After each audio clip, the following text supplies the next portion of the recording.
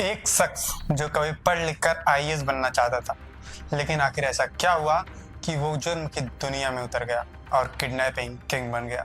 जिसकी कभी दाऊद से गहरी दोस्ती थी, आखिर ऐसा क्या हुआ कि वो दोस्ती दुश्मनी में बदल गई। आखिर कौन है ये शख्स जिसने जेल में बैठकर लश्कर-ए-तैयबा के प्रमुख हाफिज सईद के घर बम विस्फोट करवाया था। आइए आज के इस वीडियो में जानते हैं इसी शख्स की कहानी।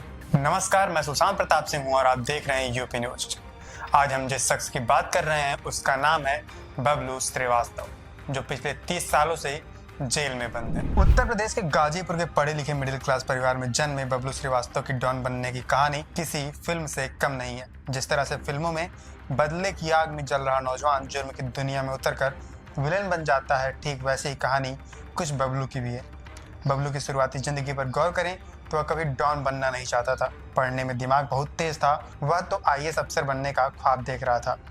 लेकिन जब बड़े भाई की सेना की वर्दी पहने देखा तो उसकी चमक से बबलू का मन बदल गया। फिर वह भी सेना की वर्दी पहनने का सपना देखने लगा।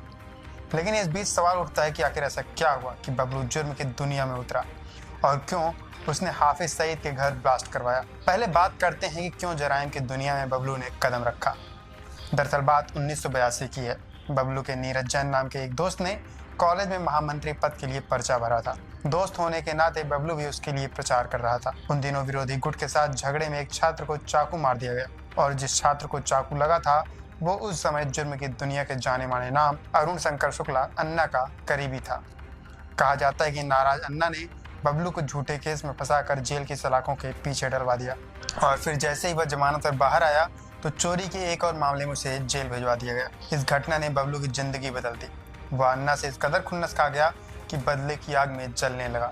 फिर एक दिन जेल से बाहर आते ही बबलू ने अन्ना के विरोधी गैंग से हाथ मिला लिया और उस गैंग को राम गोपाल मिश्रा चलाता था। 70-80 के दशक का ये दौर था जब अन्ना और राम गोपाल के बीच दुश्मनी चरम पर थी। हालांकि अन्ना की मां के बीच में बीमार पड़ने की वजह से अन्ना और राम गोपाल के बीच की दुश्मनी तो खत्म हो गई, लेकिन ये बात बबलू को रास नहीं आई। उसने राम गोपाल का गैंग छोड़कर अपना खुद का गैंग बना डाला। अपने इस काले धंधे की शुरुआत उसने किडनैपिंग से की। यूपी से लेकर बिहार और महाराष्ट्र तक उसका खौफ था। अपने छोटे छोटे गैंग के जरिए किडनैपिंग और फिरौती मांगने का वह काम करने लगा और देखते ही देखते वह जुर्म की दुनिया में किडनैपिंग किंग बन बैठा। हालांकि पुलिस रिकॉर्ड में तो केस बहुत दर्ज हो रहे थे, लेकिन बबलू को इससे कुछ फर्क नहीं पड़ रहा था।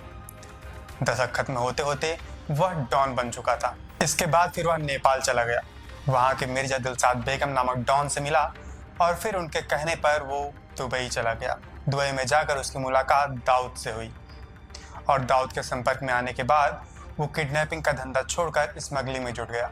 वह दाऊद के साथ मिलकर विदेशों से हथियार ले जाने का काम करने लगा। लेकिन साल 1993 में मुंबई में हुए बम ब्लास्ट के चलते दाऊद और उसके रिश्तों में दरार आ गई। इसके बाद वह फिर सिंगापुर चला गया, जहां 1995 में उसे पुलिस ने गिरफ्तार कर लिया। फिर उसे वहां से लेकर भारत आए और इसके बाद से वह यूपी की बरेली जेल में बंद है। अब आइए जानते हैं कि बबलू से पाकिस्तान क्यों खौफ खाता है, क्यों उसने हाफिज सईद के घर बम ब्लास्ट करवाया। दरअसल 23 जून 2021 की रात लाहौर में एक ऐसा धमाका हुआ जिसने सबको हिलाकर रख दिया।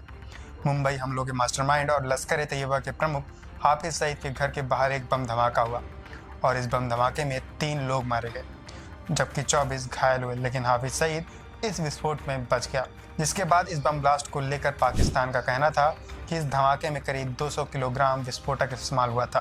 पाकिस्तान के तत्कालीन गृह मंत्री राणा सनाउल्लाह खान ने इस हमले को लेकर प्रेस कॉन्फ्रेंस में बड़ा आरोप लगाया। उन्होंने कहा कि इस हमले के पीछे भारत का हाथ था और इसे रॉ के एजेंट बबलू श्रीवास्तव और अली बुदेश ने अंजाम दिया।